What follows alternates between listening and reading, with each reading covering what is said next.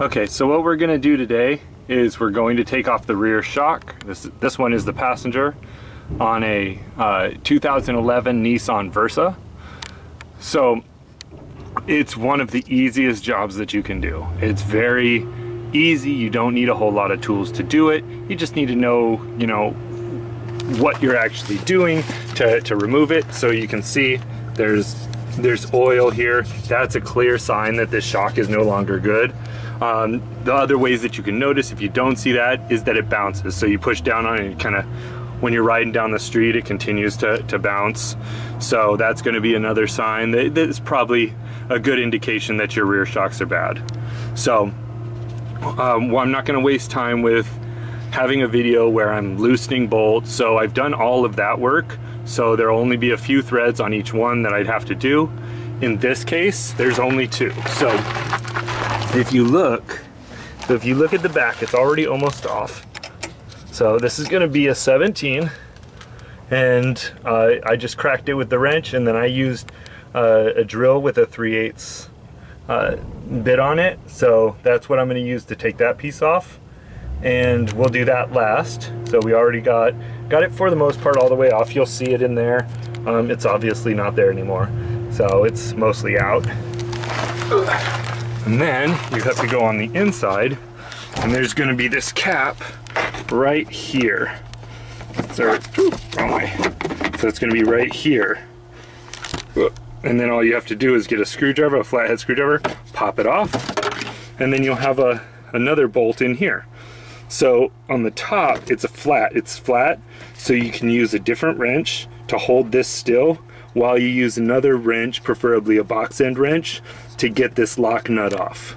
So this one will take a little bit of time, but it's very easy. So I'm gonna get this one off, and then I'm gonna go back and get the bottom one so I can just not drop it.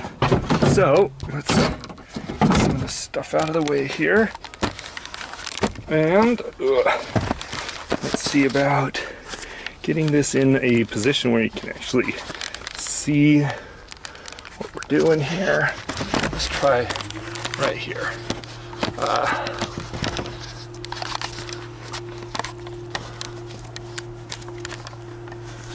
Okay.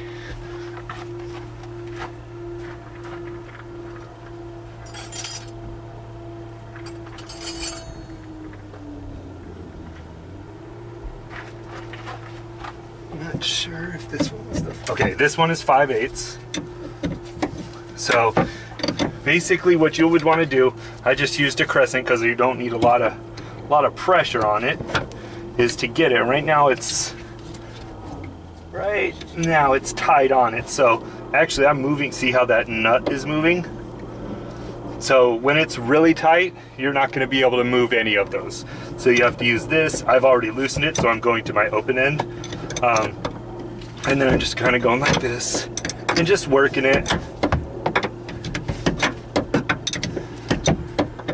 And gotta be pretty close. And then once you get past the Teflon that's at the top of this lock nut, or if it's a crimp nut, this one's gonna have a little bit of Teflon. That's just the style nut.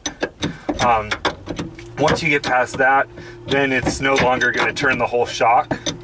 So we're gonna go ahead and,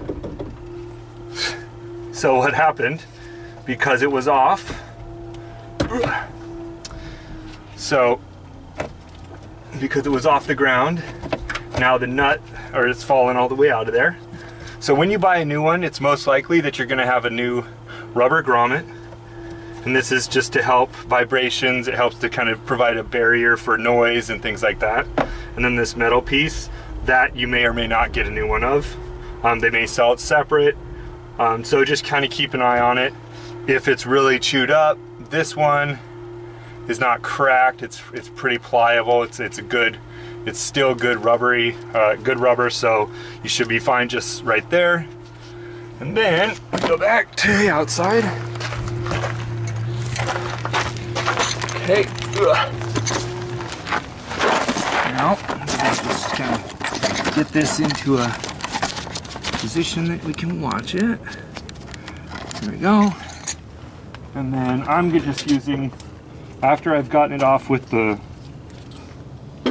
wrench, I'm gonna go ahead and use this to take it off the rest of the way. I'm gonna stabilize this with one hand. Okay, now, so if you look, there it is, completely out. And this is the top. Looks like you have some more. It looks like just a bunch of dirt, a bunch of rubber. This is just like another rubber, so you can't bottom out the shock. And then this top piece, make sure you hold on to all of it until you get the new one, so you know kind of what you need to reuse. And obviously, like, take a look at it and see if it's in good condition, cracked or anything. And that's how you remove it. And then basically putting it back, you just do it in the reverse order.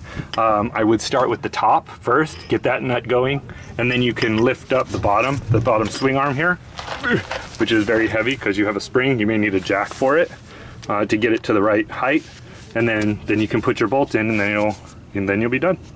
Okay, hope this helped.